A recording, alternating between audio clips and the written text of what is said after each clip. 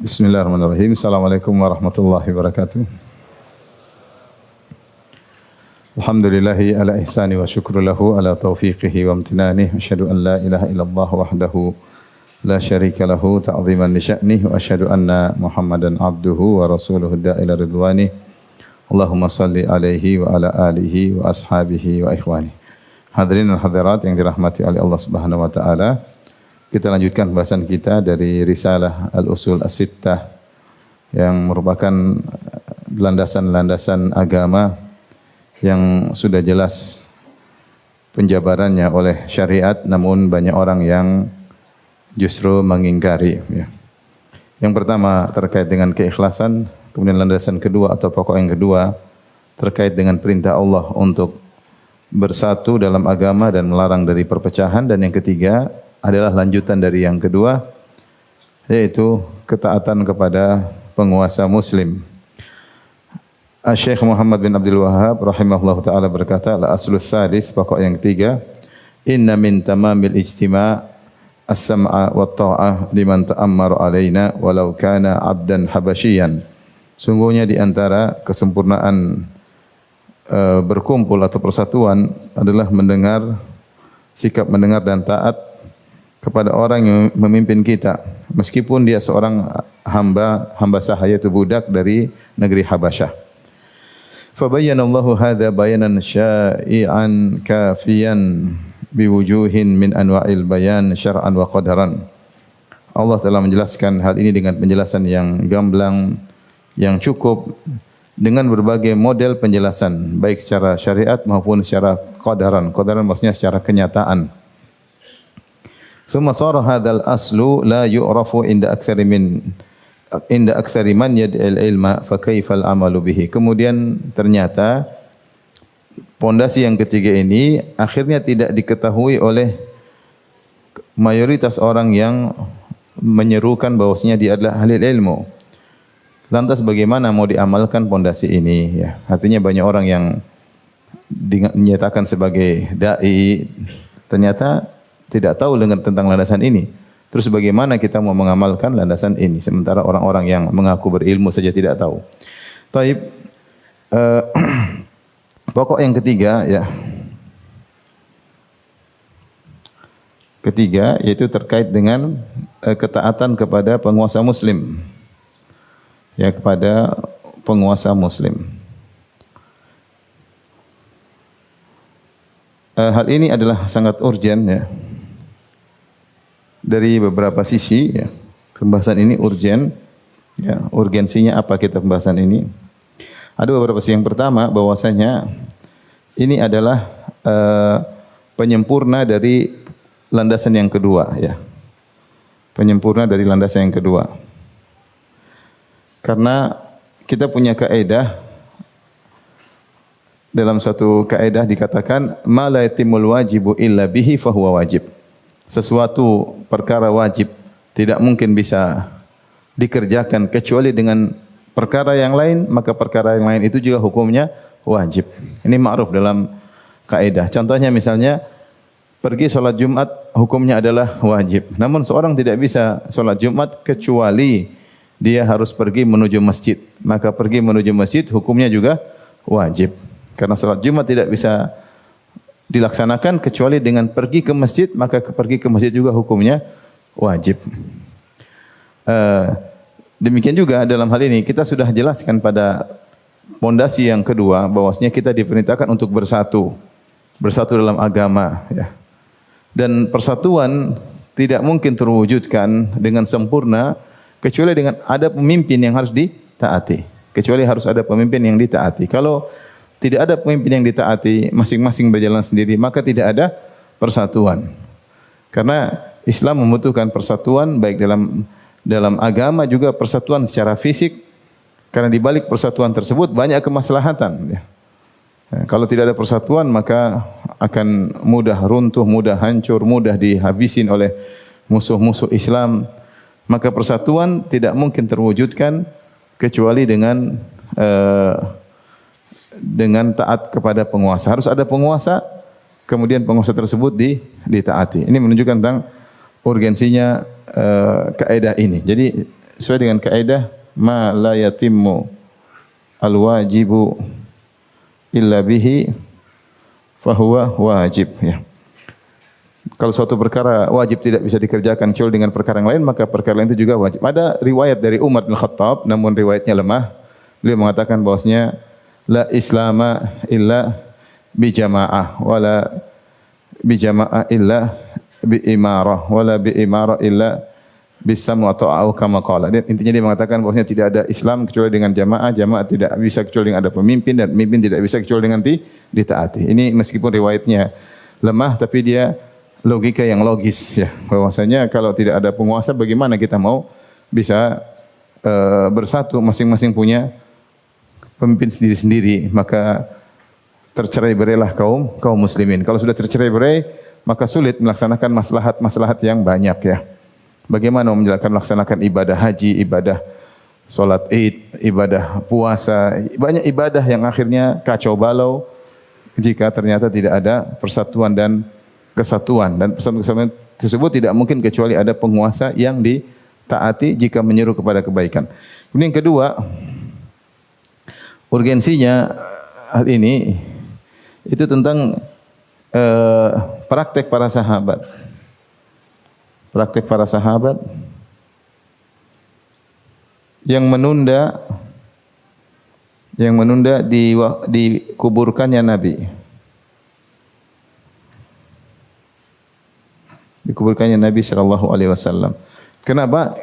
Karena harus ada penguasa terlebih dahulu, pemimpin terlebih dahulu.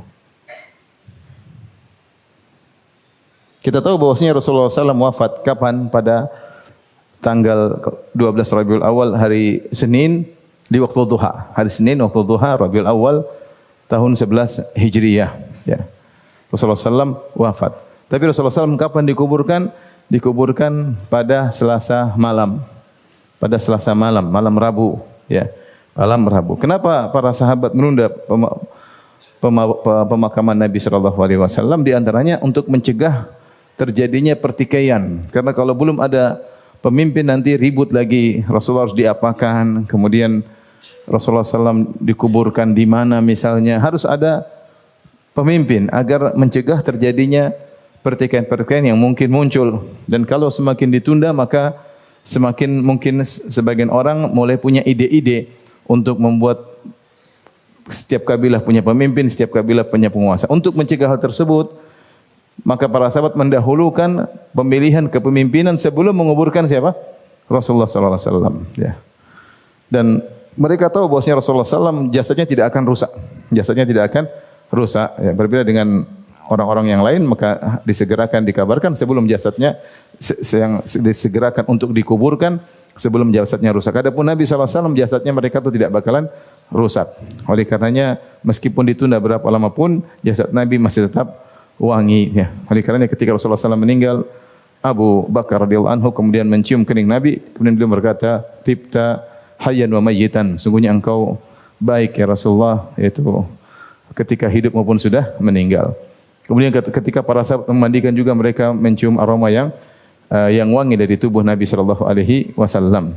Tapi intinya para sahabat dijelaskan oleh para ulama kenapa mereka menunda pemakaman jasad Nabi sallallahu alaihi wasallam demi untuk ada pemimpin.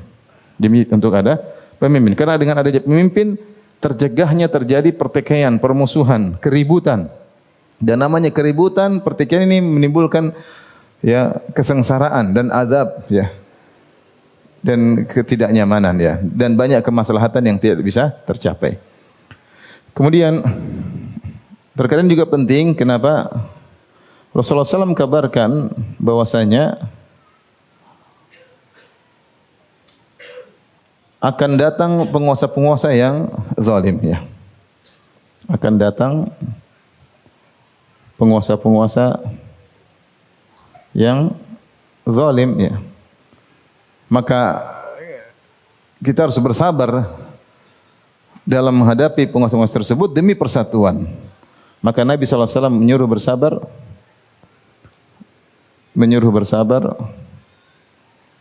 demi persatuan ya. Maka Ini harus kita tekankan karena akan ada ujian-ujian. Rasulullah SAW sebutkan akan ada ya a'immah yang la yahtaduna bihadi wa la yastannuna bisunnati, tidak berjalan dengan petunjukku, tidak mengikuti sunnahku, ya. Qulubuhum qulubus syayatin fi juthmanil ins, hati mereka hati syaitan dalam tubuh manusia. Banyak hadis-hadis. Syiraru a'immatikum alladzina tal'anunahum wa yal'anunakum wa tad'una 'alaihim wa yad'una 'alaikum, seburuk-buruk pemimpin kalian yang kalian melaknat mereka, mereka juga laknat kalian. Dan kalian mendoakan keburukan kepada mereka dan mereka juga mendoakan keburukan kepada kalian. Rasulullah SAW sebutkan akan ada penguasa-penguasa yang zalim, ya. Oleh karenanya pembahasan ini penting. Karena ketika ada penguasa yang zalim, muncul keinginan-keinginan orang untuk memberontak, untuk ribut, untuk bertikai, dan akibatnya akan menimbulkan kemudaratan yang sangat banyak sebagaimana yang sudah kita saksikan di berbagai mancanegara, ya. Ketika tidak ada kesabaran terhadap penguasa yang zalim, maka akhirnya mereka bertikai, mereka berperang sehingga tahu-tahu ada yang mungkin 1 juta meninggal atau ribuan yang meninggal. Negeri mereka hancur, ekonomi mereka jatuh, kemudian pertikaian antara kabilah dan berbagai macam kemudaratan yang mereka dapatkan, yang ini semua menyenangkan negara-negara yang memusuhi Islam. Manfaatnya kepada siapa? Bukan kepada kaum muslimin. Manfaatnya kepada negara-negara yang benci dengan kaum muslimin. Taib, di antara juga Rasulullah SAW mengabarkan tentang keutamaan bersabar terhadap penguasa yang zalim. Ya, selain demi menjaga persatuan, ternyata ada pahala di balik kesabaran terhadap penguasa yang zalim, ya. Sebagaimana seorang sakit, ketika sakit dia diuji, ya. Ketika terjadi bencana dia diuji. Sungguhnya ketika dia mendapati penguasa yang zalim, dia sedang diuji juga. Dia sedang diuji juga, ya. Nah, bagaimana sikap dia menghadapi ujian tersebut? Maka dia bersabar sebagaimana wejangan-wejangan Rasulullah sallallahu alaihi wasallam. Dan di balik kesabaran tersebut dia akan mendapatkan banyak keutamaan, ya, banyak keutamaan. Di antara keutamaan tersebut, ya, di antaranya Rasulullah SAW menjelaskan, ya, yang sabar, ya, dan taat kepada penguasa masuk surga. Dalam hadis Rasulullah SAW menyebutkan ketika haji wada, Rasulullah SAW mengatakan, ya, ya ayuhan nas ittaqu rabbakum, wahai manusia sekalian bertakwalah kepada Rabb kalian, wasallu khamsakum, dan salatlah salat 5 waktu, wasumu syahrakum, dan berpuasalah di bulan Ramadan, wa addu zakata amwalikum, dan tunaikanlah kewajiban zakat harta kalian, wa ati'u dha amrikum, dan taatlah kepada penguasa kalian, tadkhulu jannata rabbikum, maka kalian akan masuk dalam surga Rabb kalian. Rasulullah SAW Rasulullah menggandengkan tentang rukun Islam disertai dengan taat kepada penguasa. Rasulullah SAW mengatakan, ya, pertama bertakwa, ittaqu rabbakum, bertakwalah kepada kalian. Kemudian sallu khamsakum, salatlah 5 waktu. Kemudian sumu syahrakum, berpuasalah bulan Ramadan. Kemudian addu zakat amwalikum, tunaikanlah zakat kalian. Adapun haji, mereka sedang berhaji ketika itu. Mereka sedang haji wada. Setelah itu Rasulullah SAW mengatakan, wa ati'u dha amrikum, taatlah kepada penguasa kalian, ya, tadkhulu jannata rabbikum, kalian akan masuk surga dengan hal tersebut. Maka Nabi yang menyuruh kita untuk salat, dialah Nabi juga yang menyuruh kita untuk bayar zakat, dialah Nabi SAW juga menyuruh kita untuk puasa, dialah yang Nabi yang menyuruh kita untuk berhaji, dia pula yang menyuruh kita untuk taat kepada penguasa, untuk sabar kepada penguasa, ya. Rasulullah mengatakan, ati'u dha amrikum, taat kepada penguasa. Siapa yang taat kepada penguasa? Tentunya pada perkara-perkara yang baik sebagaimana akan kita jelaskan. Kalau maksiat enggak boleh, ya. Maka dia akan masuk surga. Dia akan masuk surga. Dan sungguhnya taat kepada penguasa, sabar dengan kezaliman mereka bukan perkara yang mudah. Bukan perkara yang mudah, butuh kesabaran, butuh ketulusan, butuh keikhlasan sebagaimana tidak mudah untuk salat 5 waktu, tidak mudah untuk puasa Ramadan, tidak mudah untuk berhaji, untuk bayar zakat, demikian juga tidak mudah untuk taat kepada penguasa. Namun keutamaannya adalah masuk surga. Ini yang pertama. Yang kedua, Nabi SAW juga menyebutkan siapa yang sabar dengan kezaliman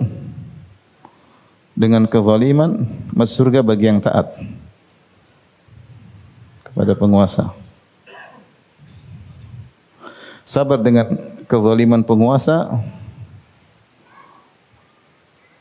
sebab bertemu Nabi di telaga.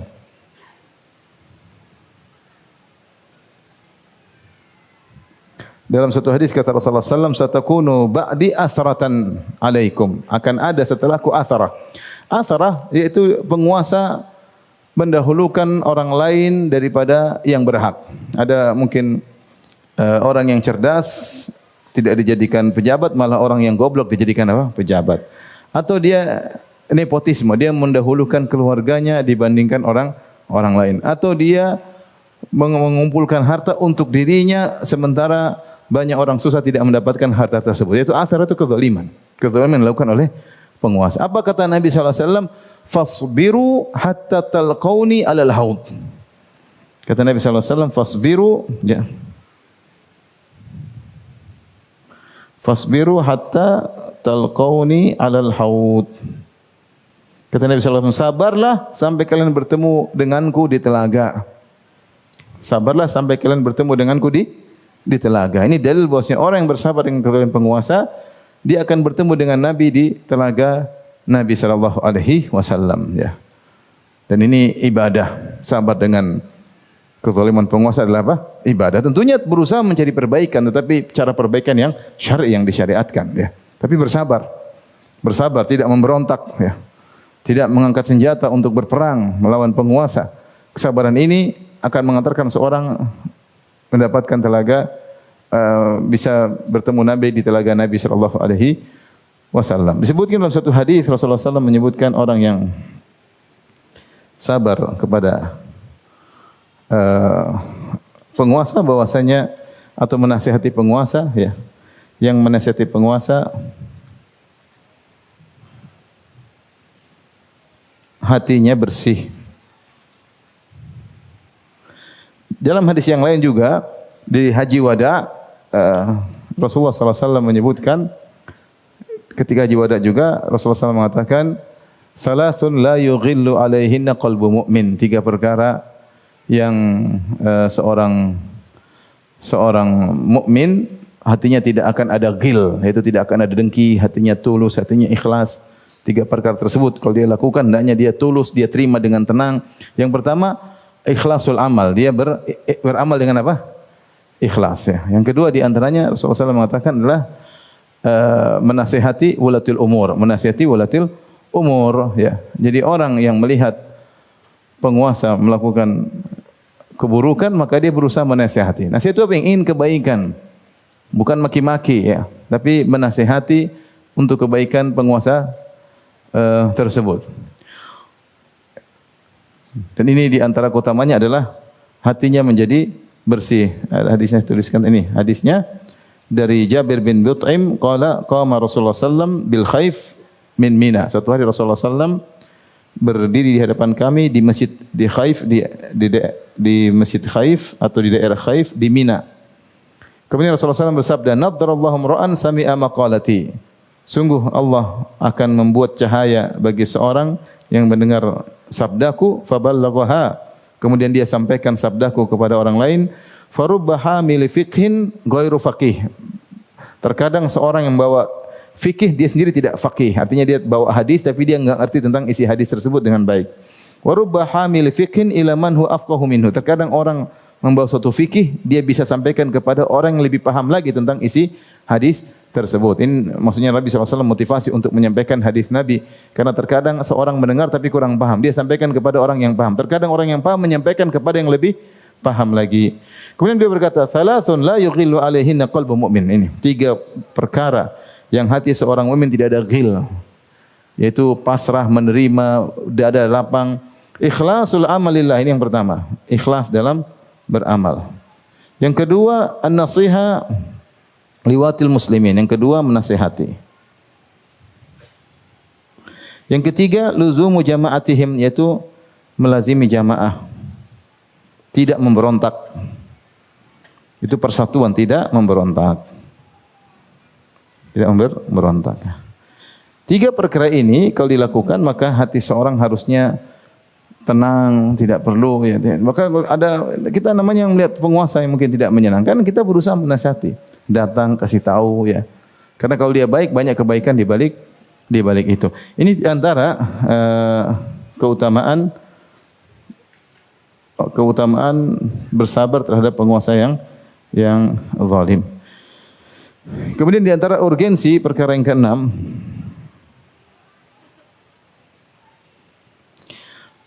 terkait dengan hal ini, ada kelompok-kelompok yang menyimpang, adanya kelompok-kelompok yang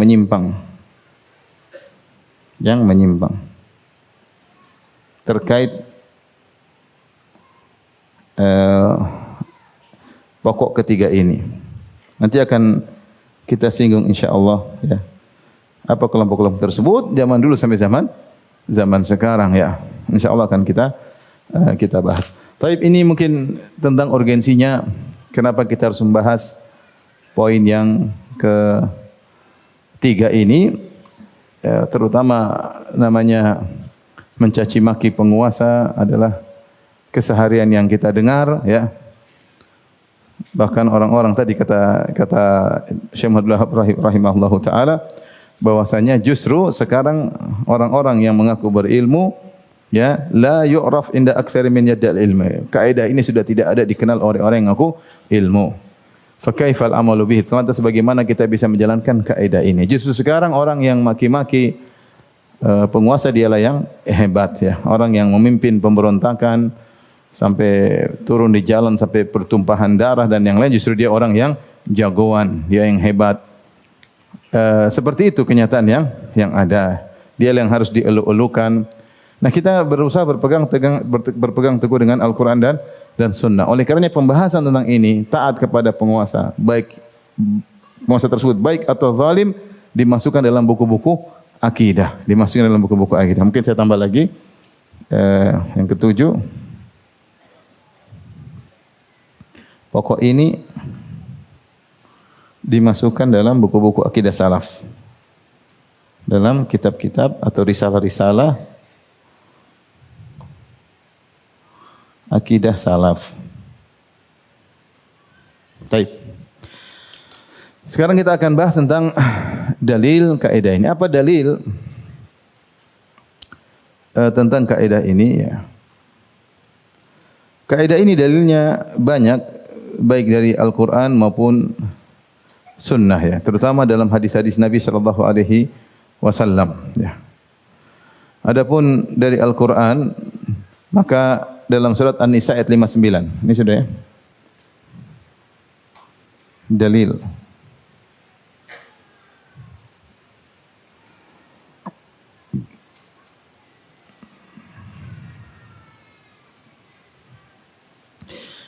Pertama dari Al-Quran,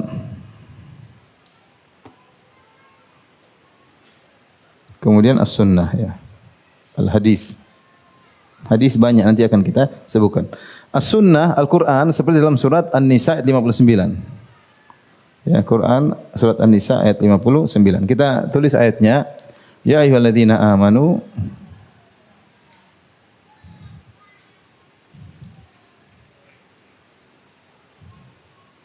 ati'ullah wa ati'ur rasul wa ulil amri minkum.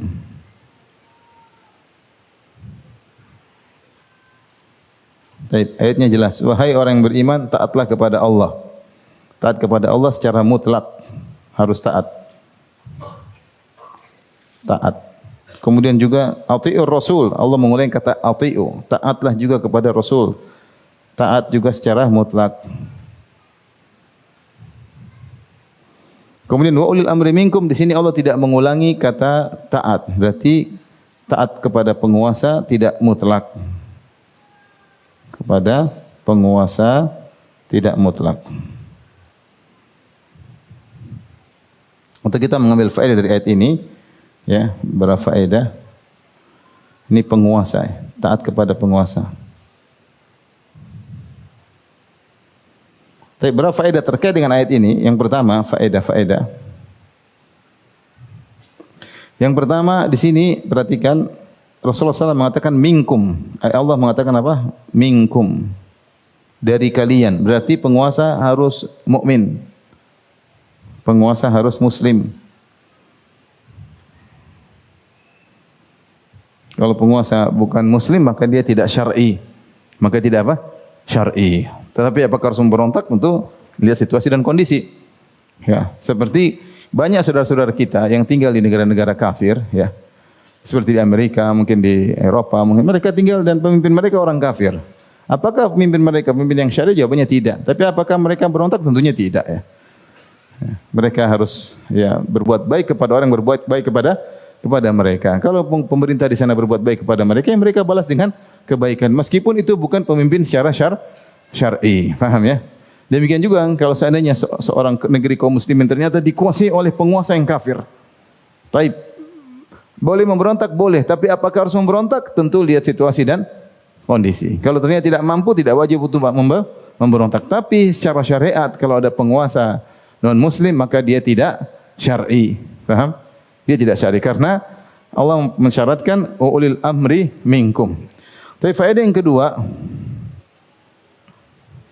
siapakah ulil amri? Ulil amri. Ulil amri itu yang mengurusi kalian, ya, yang mengurusi urusan kalian. Maksudnya adalah penguasa.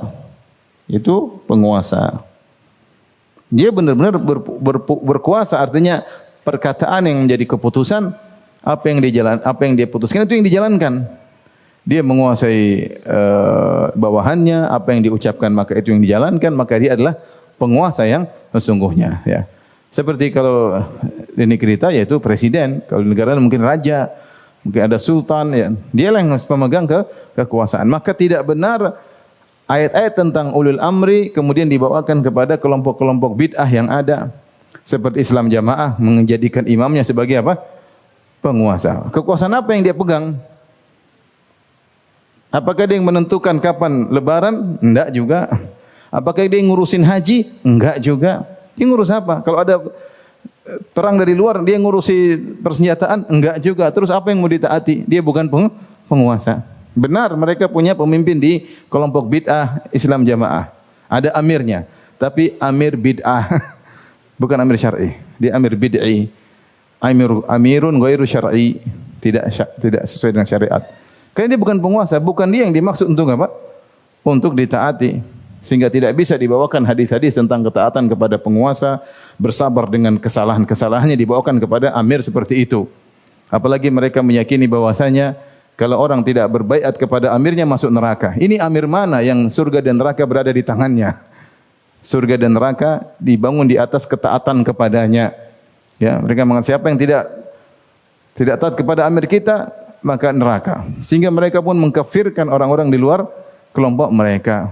Ya, ini adalah pemahaman Khawarij. Pemahaman apa? Khawarij yang masih ada sampai zaman sekarang. Itu orang-orang Islam Jamaah. Jadi, ulil amri itu penguasa. Bukan penguasa bayangan. Benar-benar dia penguasa. Yang kemaslahatan berada pada ucapannya, pada keputusannya. Ya, kalau dia yang berkuasa sudah. Itulah yang dimaksud dengan ulul amri. Yang menentukan perang atau tidak, damai atau tidak, penguasa.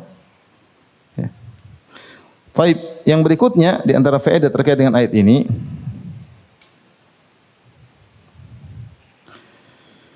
itu bahwasanya ketaatan kepada penguasa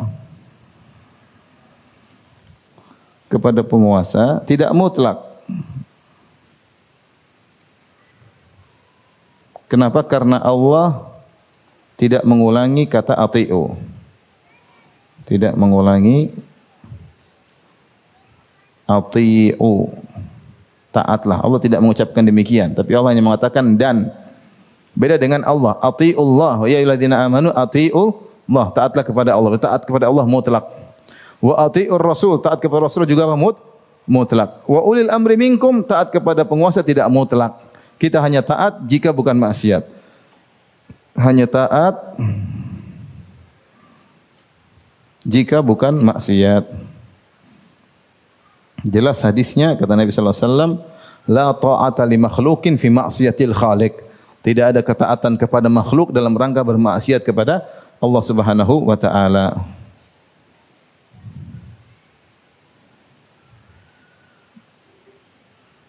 Faham ikhwan? Tidak ada ketaatan kepada makhluk dalam rangka bermaksiat kepada Allah. Sehingga ketaatan kepada penguasa adalah tidak mutlak. Kapan dia suruh, misalnya penguasa nyuruh minum khamar, penguasa suruh makan riba, suruh berzina misalnya, suruh merampas harta orang lain, kita jangan lakukan.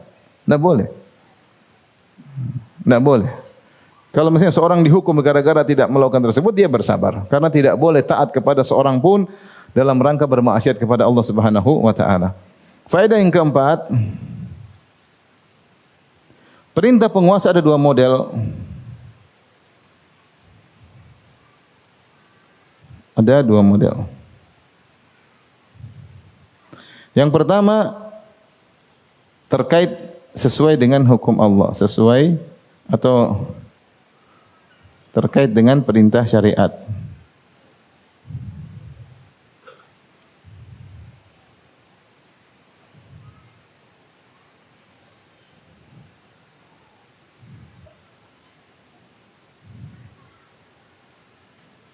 Syariat. Yang kedua, perkara ijtihadiyah terkait kemaslahatan. Ijtihadi terkait kemaslahatan. Baik. Kalau yang pertama, ini jelas ya. Seperti pemerintah mengatakan wajib puasa. Ya sudah. Mau pemerintah enggak ngomong pun kita wajib untuk apa? Puasa Ramadan. Pemerintah mengatakan salat, yang tidak salat saya pukul misalnya, ya wajib salat. Yang pemerintah enggak ngomong pun kita harus apa? Salat. Ini sepakat karena apa yang disampaikan pemerintah sesuai dengan Al-Quran dan Sunnah. Telah datang perintahnya dari Allah maupun dari Rasulullah SAW, maka jelas kita harus taat. Jadi masalah pada perkara yang kedua. Perkara yang kedua yaitu pemerintah membuat aturan-aturan yang tidak ada dalilnya secara spesifik dalam Al-Quran dan Sunnah, tapi terkait dengan kemaslahatan.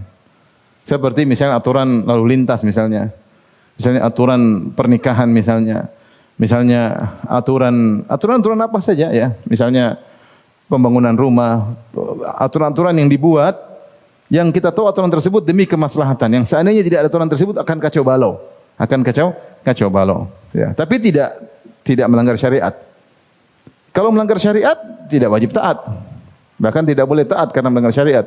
Tapi kalau aturan tersebut ternyata tidak melanggar syariat, maka wajib untuk apa? Taat. Justru disitulah peran kenapa disebutkan ulil amri minkum.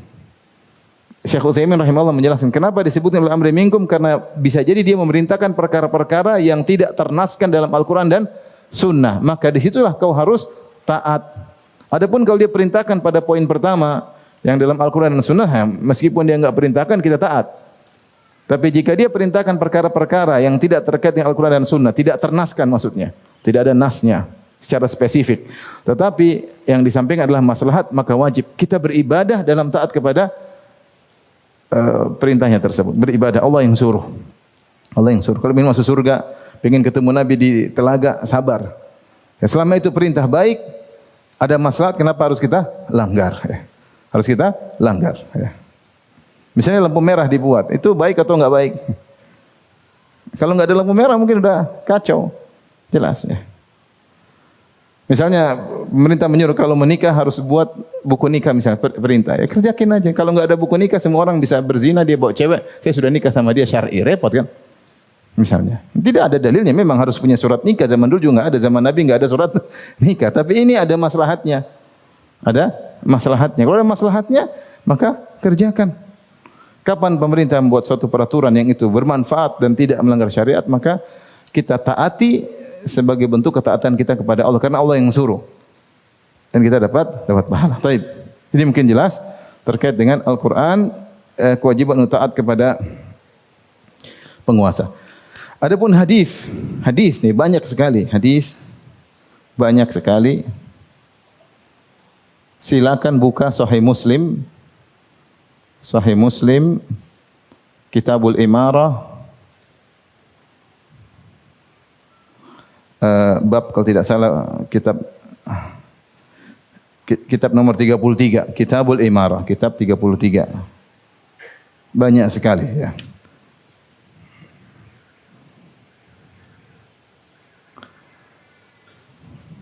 Banyak, ini penting seperti Imam Muslim mengumpulkan hadis-hadis yang diberi judul oleh Imam Nawawi. Jadi dalam Sahih Muslim itu yang bikin judulnya Imam Nawawi. Ya. Yang di dalam buku Sahih Muslim yang dicetak. Bab wujubi ta'atil umara fi ghairi ma'siyah wa tahrimuha fil ma'siyah.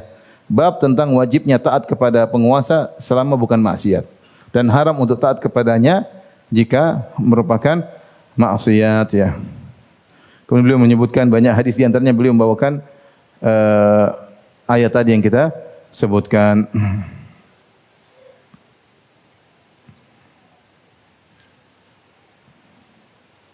Kemudian juga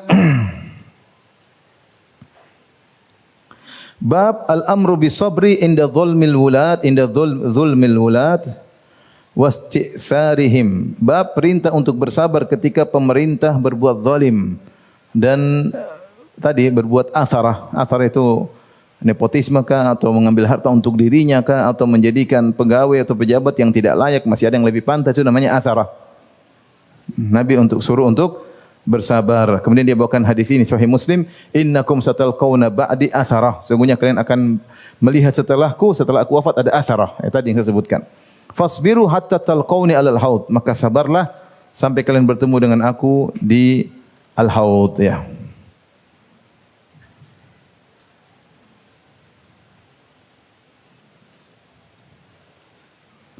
Bab fi ta'atil umara wa in mana'ul huquq. Bab taat kepada penguasa meskipun mereka menahan hak-hak rakyat. Ini Nabi yang bilang. Semua bab-bab yang menjengkelkan. Ini ujian. Ada penguasa seperti ini, ujian. Tapi kita yang suruh sabar siapa? Nabi sallallahu alaihi wasallam. Dia yang menyuruh kita salat 5 waktu, dia suruh kita puasa, dia yang suruh kita haji, dia yang suruh bayar zakat, dia juga menyuruh untuk sabar sallallahu alaihi wasallam. Kemudian Rasulullah bawakan hadis ya. Ya Nabi Allah, ada yang bertanya.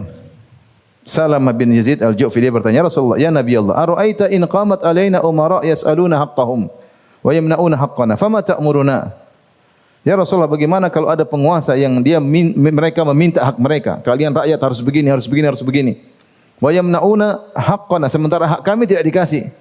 Tidak dikasih oleh penguasa. Fama ta'muruna, apa perintah engkau kepada kami? Rasulullah SAW berpaling, fa'arada anhu, Rasulullah SAW berpaling, maka dia tanya lagi. Rasulullah SAW berpaling, maka dia tanya lagi.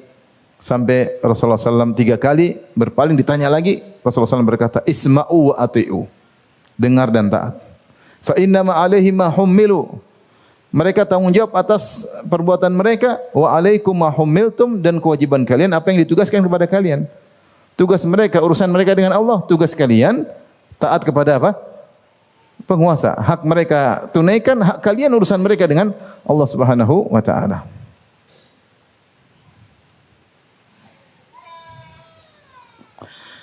Kemudian bab lagi berikutnya, bab wujubi mulazamat jamaatil muslimin di dhuhril fitan wa fi kulli hal wa tahrimul khuruji ala ta'ah wa mufaraqatil jamaah. Bab tentang wajib melazimi jamaah kaum muslimin ketika muncul fitnah-fitnah dan dalam setiap kondisi, dan haramnya memberontak keluar dari ketaatan dan meninggalkan jamaah kaum muslimin, dilarang ya. Kemudian Imam Muslim membawakan hadis-hadis yang terkait dengan hal ini. Tapi di antara hadis-hadis yang dibawakan oleh Imam Muslim dalam sahihnya terkait bab tadi yang kita sebutkan, yaitu Rasulullah SAW bersabda, yakunu ba'di a'immatun la yahtaduna bihudaya. Akan datang setelahku imam-imam penguasa yang tidak berpetunjuk dengan petunjukku. Wala yastannuna bisunnati, dan tidak menjalani sunnah-sunnahku. Ya, tidak mengikuti ajaranku. Wa sayaqumu fikum rijalun qulubuhum qulubus syayatin. Akan ada di antara kalian yaitu para penguasa, para lelaki yang hati mereka seperti hati-hati syaitan fi juthmani ins, dalam tubuh manusia. Qultu, kata Hudzaifah bin Yaman, kaifa asna, apa yang harus aku lakukan jika bertemu dengan penguasa yang modelnya seperti ini? Berhati syaitan tapi bertubuh manusia. Hatinya syaitan, tidak punya perasaan, ngeri. Ya Rasulullah, in adraktu dzalik, jika aku menemukan penguasa seperti ini, kata Nabi sallallahu alaihi wasallam, tasma'u wa tuti'u lil amir. Dengar dan taat kepada penguasa. Wa in dhuriba dhahruk, atau wa in daraba dhahrak, meskipun dia pukul punggungmu, wa akhadha malak, atau dia mengambil hartamu. Fasma' wa ati', dengarlah dan taat. Saya rasa kita belum pernah menemukan, artinya kita belum pernah mengalami seperti ini. Dipukul punggung kita, diambil harta kita secara langsung seperti ini. Sampai dalam kondisi demikian pun Rasulullah SAW tetap menyuruh untuk apa? Bersabar. Ini hadis-hadis seperti ini banyak sekali. Banyak sekali. Oleh karenanya ini semua dalam rangka untuk menjaga persatuan. Karena kalau kemudian kaum muslimin tidak sabar kemudian berontak, maka akan menimbulkan perpecahan luar biasa, kemaslahatan banyak hilang, pertumpahan darah, ya. Kemudian hanya merugikan kaum muslimin. Baik. Bagaimana sikap kita terhadap penguasa? Ini sudah saya ringkaskan aja secara singkat ya. Sikap yang benar kepada penguasa. Sikap pada penguasa. Pertama, jika dia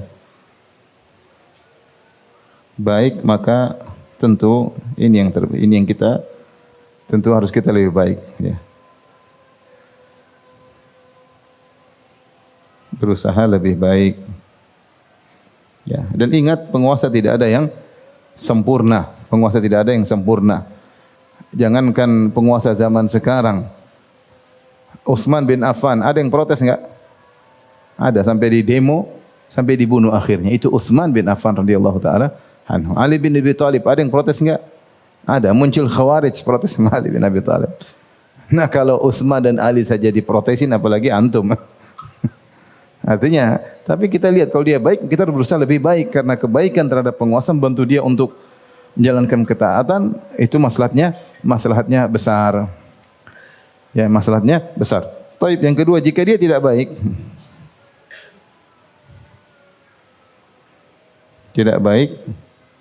makanya dua kemungkinan.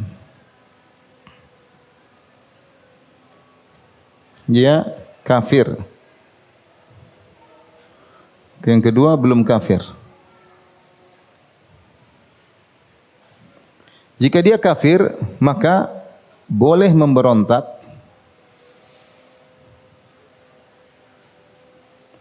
jika maslahat. Jika tidak, maka tidak. Maka tidak boleh.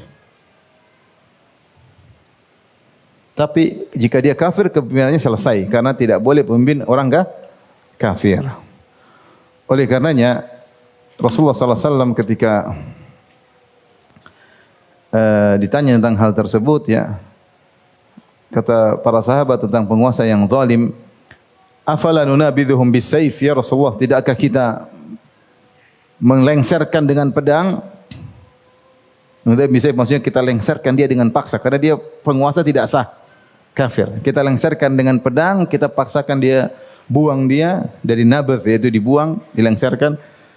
Kata Rasulullah SAW, la ma'aqamu fikumus salat. Dalam riwayat ma sallau, selama dia masih membiarkan kalian mengerjakan salat, tidak boleh. Selama dia masih salat, maka tidak boleh. Artinya selama dia masih muslim. Dalam riwayat yang lain, illa antarau fihim kufran bawahan indakum fihi minallahi burhan. Kecuali kalau engkau melihat kekufuran yang nyata. Kekufuran nyata, bukan kufuran yang diperselisihkan. Benar-benar dia kafir, nyata-nyata dia kafir. Entah dia mencaci maki Al-Quran, dia mencaci maki Allah, menginjak-injak Al-Quran, dia menyatakan pindah agama. Kafir yang nyata atau tidak? Kafir yang nyata. kau punya dalil bahwasanya itu adalah kekafiran, maka kau boleh memberontak dengan syarat harus punya kemampuan, harus ada maslahat. Jika tidak boleh karena nahi mungkar syaratnya harus mendatangkan kemaslahan. Kenapa? Karena bernahi mungkar harus mendatangkan kemaslahatan. Tidak boleh mendatangkan keburukan lebih parah. Kalau kita bernahi mungkar dia lebih parah, enggak boleh. Nahi mungkar itu cuma dua. Bahwasanya kemudaratannya jadi minimal, itu wajib bernahi mungkar. Atau hilang. Kalau hilang itu lebih kita sukai, kalau tidak hilang menjadi minimal. Adapun kalau kita bernahi mungkar ternyata lebih parah, maka enggak boleh. Oleh karenanya ketika terjadi pemberontakan saya masih ingat zaman-zaman ketika terjadi pemberontakan di Suriah. Banyak ulama-ulama besar ditanya, kibar ulama di Saudi, kita ingin angkat senjata, ingin melawan penguasa di sana karena dia begini, kata enggak boleh. Sabar, kata para ulama kibar apa? Sabar. Sementara dai-dai yang terkenal yang ketika itu mereka yang menguasai medsos, ketika ditanya mereka bilang, ayo iqdhab, marah, ayo ngamuk, suruh marah. Ngamuk. Masuk surga dengan dikasih semangat. Maka akhirnya orang-orang semangat kemudian memberontak ketika itu. Hasilnya berapa yang mati? Mungkin 1 juta, mungkin lebih. Berapa yang diperkosa? Entah berapa wanita diperkosa. Betapa banyak anak-anak yang mati? Banyak. Setelah itu mereka diam. Yang bilang, ayo ngamuk, ayo ini. Dia sendiri tidak pergi ke sana. Dia diam.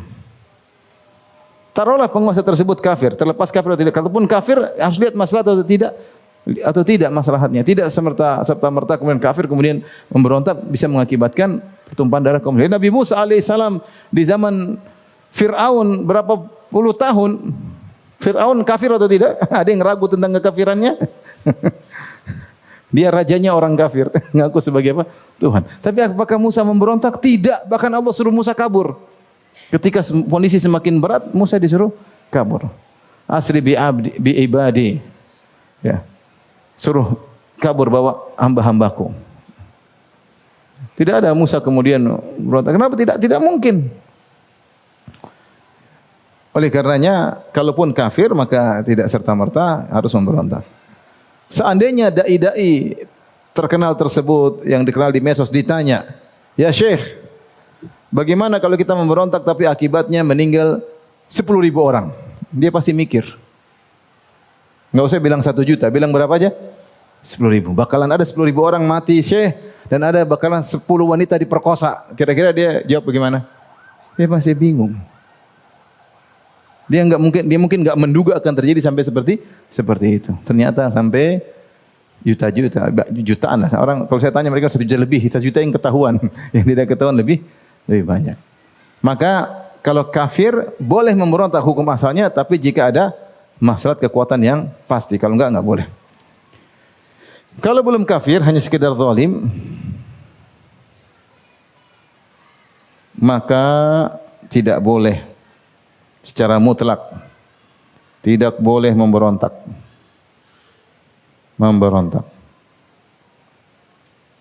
Tidak boleh memberontak. Lakukan perubahan, silahkan lakukan perubahan.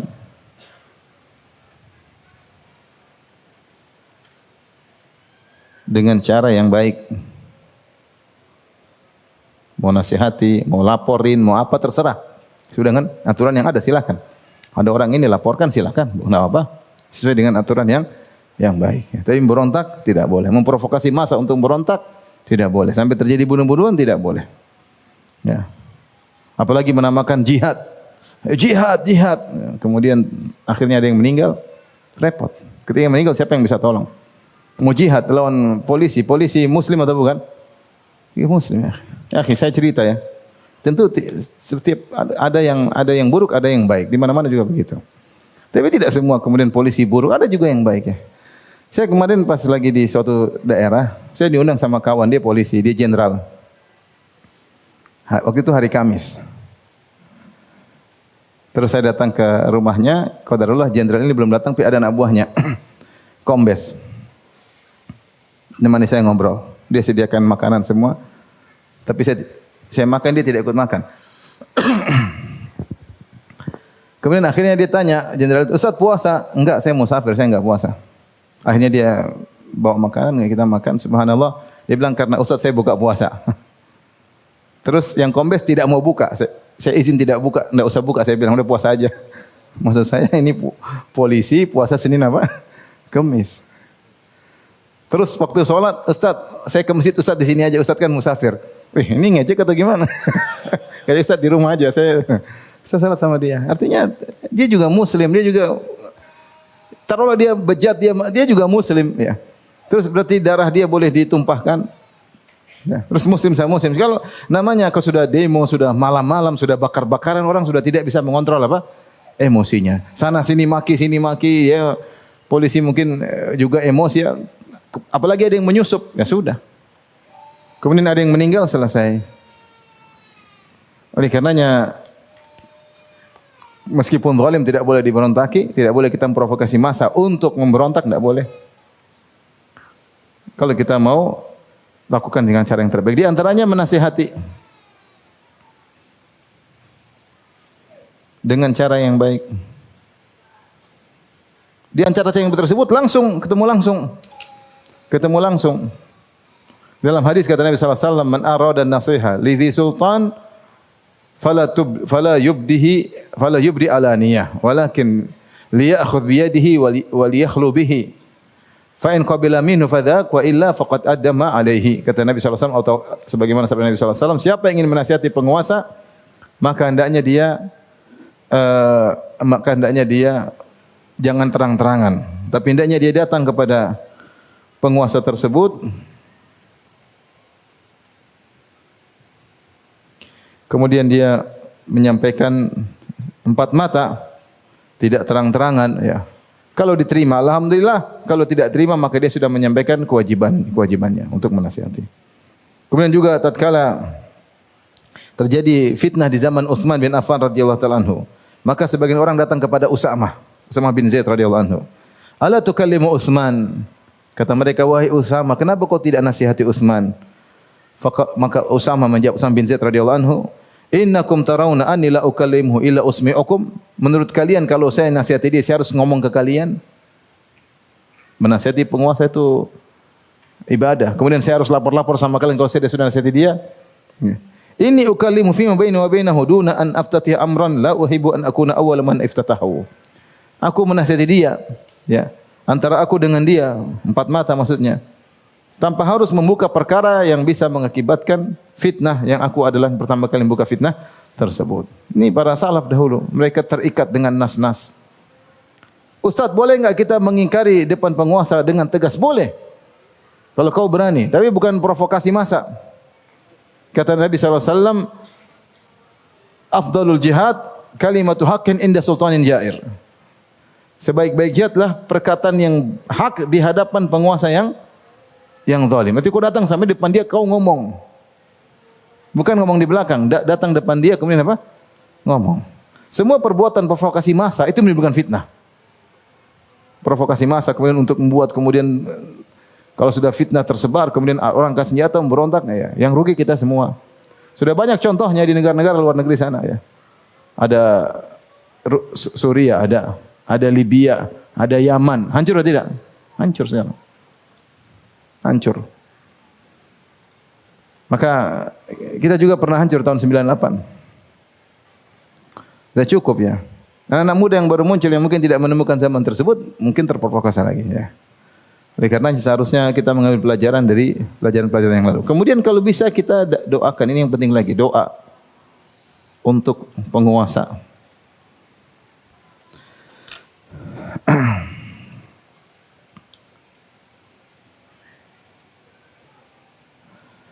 Fudail bin Iyad rahimahullah pernah berkata, "Lau kanat li da'watun mustajabatun lam aj'alha illa fi imam." Kalau saya punya doa yang pasti dikabulkan, saya tidak akan berikan doa tersebut kecuali kepada imam, yaitu saya akan doakan imam, bukan untuk diri saya. Kalau saya punya doa yang pasti dikabulkan, kita mana? Kalau kita punya doa pasti dikabulkan, kita pasti untuk diri kita. Ya. Imam nomor 127. Kalau dia enggak. Ini ketulusan, karena yang dipikir agama bukan duniawi. Kalau saya punya doa pasti dikabulkan, saya akan buatkan untuk penguasa.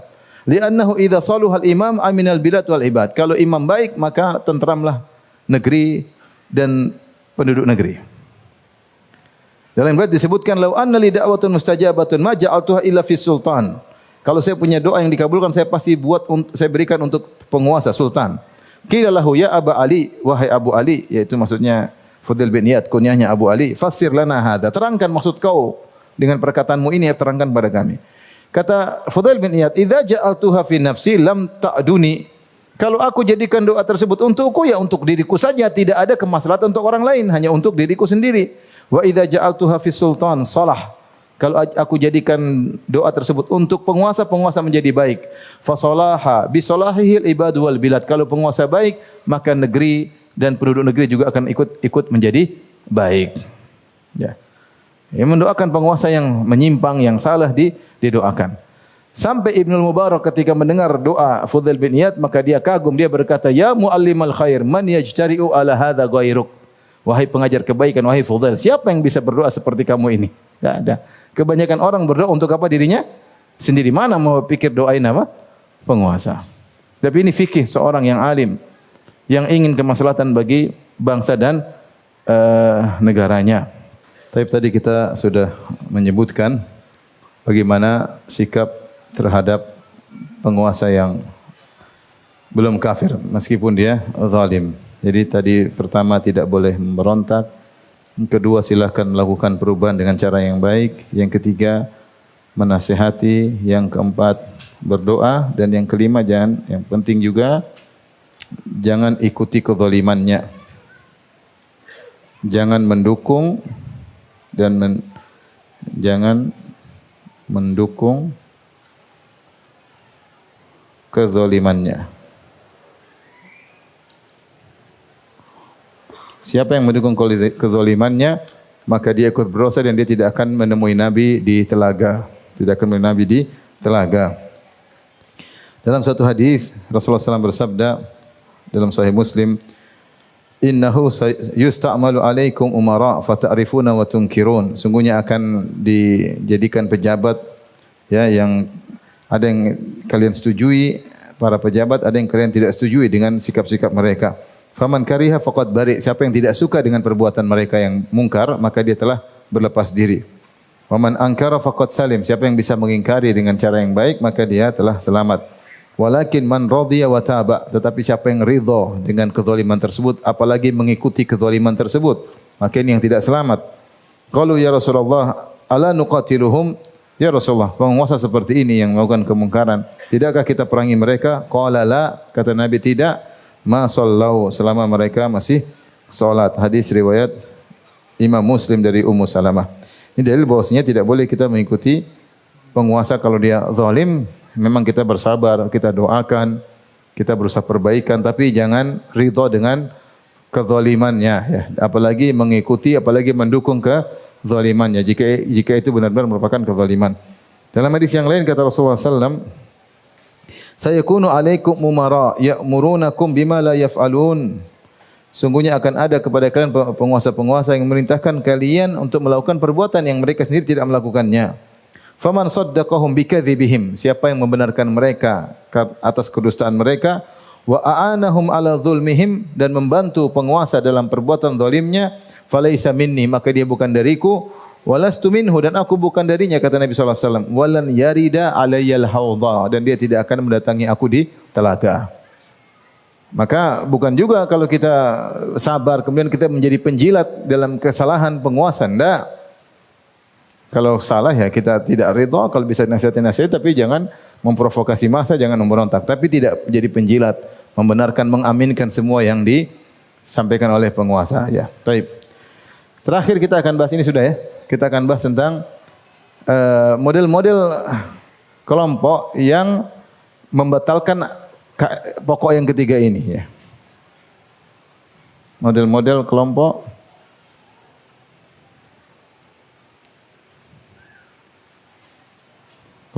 yang mementahkan kaidah ketiga ini. Mentahkan pokok yang ketiga ini. Di antara kelompok-kelompok tersebut, di antaranya Al-Khawarij. Al-Khawarij mengatakan penguasa yang zalim kafir karena melakukan dosa besar dan harus dilengsarkan. Harus mengatakan penguasa zalim kafir harus dilengsarkan, dibunuh makan, harus diperangi. Kenapa kafir? Karena melakukan dosa besar. Kafir karena melakukan dosa besar.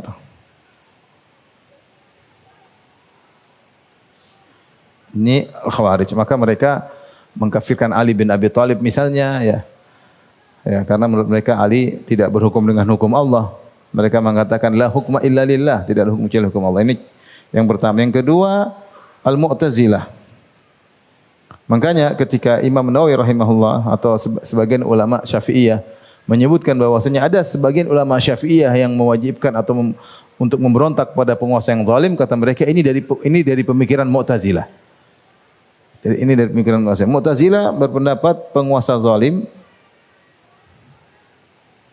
tidak kafir selama belum melakukan kafiran, tapi wajib dilengsarkan.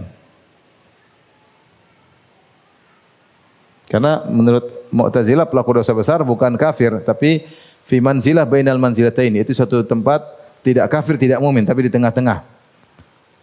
Dan dia harus dilengsarkan. Ini juga pemikiran, jadi bersatulah Khawarij dengan Mu'tazilah, sama-sama harus melengsarkan. Kalau Khawarij dibunuh, kalau ini yang penting lengser. Kalau Khawarij mengkafirkan, Mu'tazilah tidak mengkafirkan, tapi sama-sama harus memberontak. Harus memberontak. Intinya ya, sama-sama harus memberontak. Di antara kelompok juga yang menyimpang, yang mementahkan kaidah ini, itu kelompok yang memandang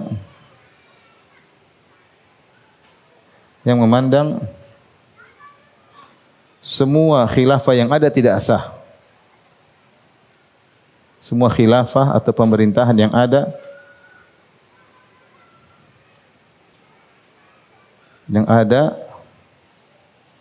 tidak sah.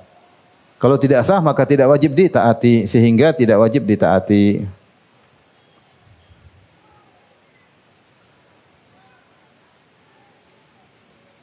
Yang sah jika khilafah mencakup seluruh dunia, seluruh kaum muslimin. Tidak berbilang. Sebagian mereka mengatakan khilafah harus semua kaum muslimin semua harus di bawah satu apa? Imam. Kita bilang itu benar, itu yang selayaknya, itu yang idealnya seperti itu. Tapi bukan berarti kalau tidak ada satu kemudian khilafah kecil-kecil kemudian tidak dianggap tidak sah. Makanya para ulama bahas bahwasanya ta'addudul khulafa, berbilangnya khilafah, khalifah itu boleh. Ta'addudul khulafa itu boleh karena darurat, dan mereka sebutkan sejak zaman dahulu kaum muslimin sudah tidak satu khalifah lagi, sudah sejak zaman dahulu ya, sudah sejak zaman dahulu ya. Oleh karenanya, dan ini dalam rangka untuk menolak kemudaratan, kalau dianggap semua tidak sah kacau balau. Untuk menyatukan satu dunia juga susah, tidak gampang. Sampai sekarang tidak bisa bersatu. Jangankan kita jazirah Arab saja dengan berbagai macam Arabnya bersatu atau tidak? Tidak, kita jadi Asia mana bisa bersatu? Jangankan luar negeri, dalam negeri aja begini-gini, apalagi dengan luar negeri. Ya sudah, selama ada penguasa, dia punya areal kekuasaan yang jelas dan dia berkuasa di situ, apa yang dia ucapkan wajib ditaati. Selama dia muslim. Ini ada pemikiran seperti ini, selama ini tidak ada khilafah, semua tidak sah sehingga tidak ditaati. Kalau mereka pun taat, kata mereka taat secara administrasi, bukan dianatan, bukan karena beragama. Kita taat kepada penguasa karena agama. Allah yang suruh.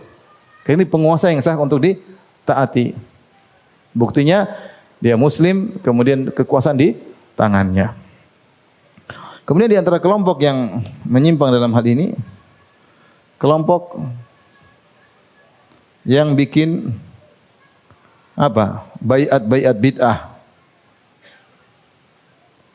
Masing-masing punya amir. Kelompok-kelompok yang bikin baiat bid'ah, masing-masing punya amir sendiri. taat kepada amir tersebut. Seperti ini repot. Islam aja punya amir sendiri, nanti Islam ini punya amir tersendiri. Masing-masing punya apa? Amir. Sehingga dan mereka tidak punya kekuasaan, hanya kekuasaan bayangan. Ya. Seperti dulu ada namanya N11 ya, sampai ada kawan, Ustadz saya dulu gubernur. Dia masih hidup sampai sekarang. Saya dulu gubernur negara ini ya. Ini bukan Islam Jamaah, kelompok satunya lagi. Saya gubernur. Gubernur di mana, Pak? Pak Ustadz, saya gubernur di Australia. Jadi saya secara kedudukan saya apa? Gubernur, di bawah amir, gubernur. Saya bilang, Ustadz salah Ustadz. Masa gubernur sebesar Australia? Australia itu apa? Benua Australia. Wilayahnya luas. Bukan gubernur, raja di situ. Intinya dibuat pimpinan bayangan-bayangan yang tidak ada hakikatnya, tidak memiliki kekuasaan sama sekali. Kelompok-kelompok bid'ah ini jelas tidak taat kepada penguasa yang sah, karena menurut mereka semua tidak sah. Ya. Kemudian di antara kelompok juga 5 kelompok yang memandang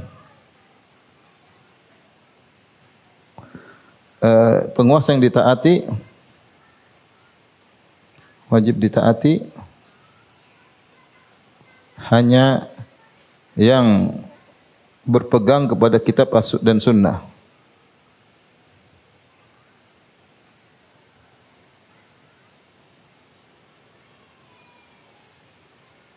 Mereka bilang, ini kelompok nanti kita akan bahas insyaallah bukan malam ini, pertemuan berikutnya tentang syubhat-syubhat terkait mereka semua ini.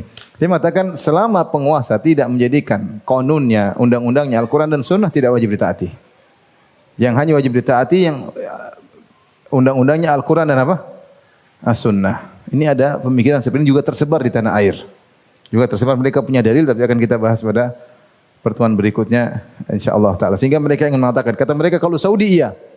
Saudi Al-Quran dan apa? Sunnah.